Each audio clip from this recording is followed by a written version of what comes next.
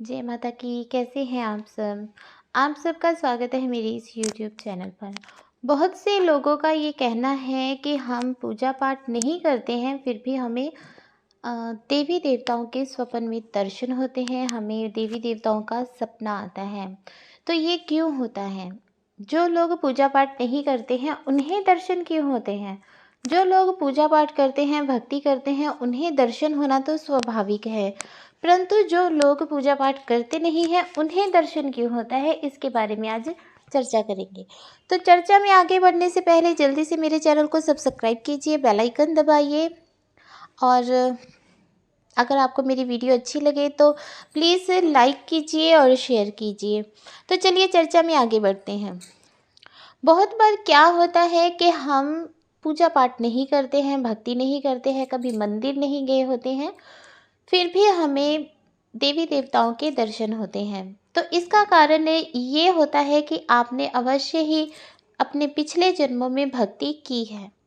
आप पिछले जन्मों में जिस देवी देवता के आप जिस देवी देवता को पूजते होंगे, जिस देवी देवता की आराधना करते होंगे, उस देवी देवता के दर्शन जो है आपको इस जन्म में हो रहे हैं। इसका कारण ये होता है। अगर आपको सपने में शिवलिंग दिखाई देता है तो हो सकता है कि आप अपने पिछले जन्म में भगवान भोलेनाथ के भक्त रहे हों। अगर आपको सपने में त्रिशूल दिखाई देता है तो अवश्य ही आपने भगवान भोलेनाथ की भक्ति की है। अगर आपको स्वप्न में माता काली दिखाई देते हैं तो हो सकता है कि आप माँ काली के भक्त हों, है ना। आपको कई लोगों को चौकी आती है, सवारी आती दिखाई देती है स्वप्न में। होता क्या है कि इस जन्म में तो वो पूजा पाठ नहीं करते हैं, भक्ति नहीं करते हैं, तो उन्हें स्वप्न में दिखता है कि वो चौकी दे रहे हैं। तो हो सकता है कि आप पिछले जन्म में जिस देवी देवता की पूजा करते होंगे वही देवी देवता प्रसन्न होकर इस जन्म में आपके शरीर पर सवारी के रूप में आना चाहते होंगे। तो ये सब स्वाभाविक बातें हैं, ऐसा होना बहुत ही नेचुरल है।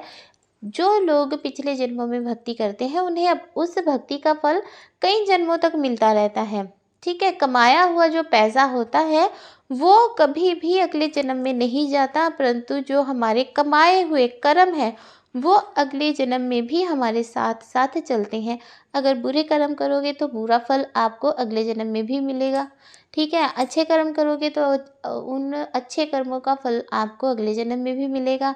तो अगर आपको स्वप्न में इस प्रकार से देवी देवताओं के दर्शन हो रहे हैं तो आपको बिल्कुल भी विलंब नहीं करना चाहिए और आपको जल्दी से ही संबंधित देवी देवता जिसके भी आपको दर्शन हो रहे हैं, अगर भगवान भोलेनाथ के हो रहे हैं, माता काली के हो रहे हैं, श्री रामचंद्र जी के हो रहे हैं, लड्डू गोपाल के हो रहे हैं, कृष्ण जी के हो रहे हैं, जिसके भी आपको दर्शन हो रहे हैं, उस देवी देवता की पूजा पाठ, पूजा आराधना आपको जल्दी ही शुरू कर लेनी चाहिए और इससे आपको बहुत ही अच्छे लाभ प्राप्त होंगे।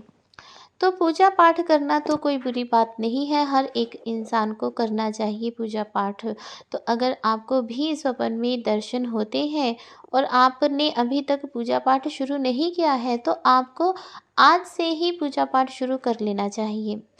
क्योंकि जो भक्ति होती है ये हर जन्म में आपके साथ रहती है और आपको हर दुखों से बचाती है, कष्टों से बचाती है, आपके साथ साईं की तरह चलती है, आपका मार्गदर्शन भी करती है। तो ये थी जानकारी कि आपने भक्ति नहीं की, कभी पूजा पाठ नहीं किया, फिर भी आपको देवी देवताओं के दर्शन होते हैं। आशा करती हूँ कि आपको ये जानकारी अच्छी लगी होगी और आपको अगर होते हैं देवी देवताओं के दर्शन तो आप जल्दी ही उनकी पूजा पाठ आरंभ करेंगे। तो मिलते हैं अगली वीडियो में। जय माता दी, खुश रहिए, खुशहाल रहिए।